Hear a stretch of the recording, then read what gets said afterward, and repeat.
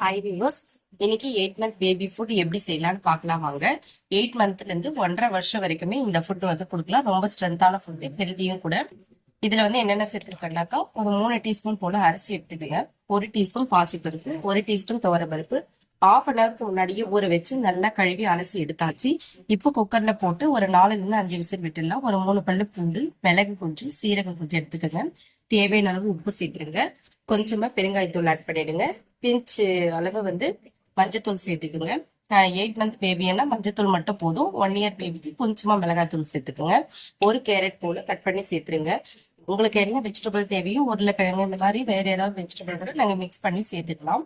இது எல்லாத்தையும் நல்லா கலந்து விட்டு கொஞ்சமா ஆயில் சேர்த்துக்குங்க. ஆயில் பதிலும் நீங்க நெய்யும் சேர்த்துக்கலாம். நான் 1 year பேபி கொடுக்கறதுனால ஒரு 2 பீஸ் தக்காளி போடுறேன். 8 மந்த் பேபியா இருந்தா தக்காளி வேண்டாம். 4 ல 5 விசில் விட்டு எடுத்தாச்சு. இப்ப பாத்தீங்கன்னா 1 year பேபிக்கு நல்லா கையாலே மசிச்சு கொடுக்கலாம். 8 மந்த் பேபியா இருக்கும் போது வந்து நல்லா மிக்ஸி ஜார்ல போட்டு ஃபைன் பேஸ்டா அரைச்சி எடுத்து கொடுங்க. ரொம்ப நல்லா சாப்பிடுவாங்க.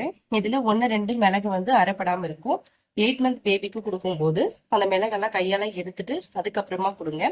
இதே மாதிரி நீங்களும் செஞ்சு பாருங்க. இதுல என்னென்ன வெஜிடபிள் உங்களுக்கு இருக்கோ அந்த வெஜிடபிள் எல்லாமே சேர்த்து நீங்க செய்யலாம். உருளைக்கிழங்கு, கேரட், கொஞ்சமா பீட்ரூட் இந்த மாதிரி மிக்ஸ் பண்ணியும் நீங்க செஞ்சு பாருங்க. இதே மாதிரி ட்ரை பண்ணி பாருங்க. எப்படி இருக்குன்னு கமெண்ட் பண்ணுங்க. என்னோட சேனல் பிடிச்சிருந்தா சப்ஸ்கிரைப் பண்ணுங்க. தேங்க்யூ.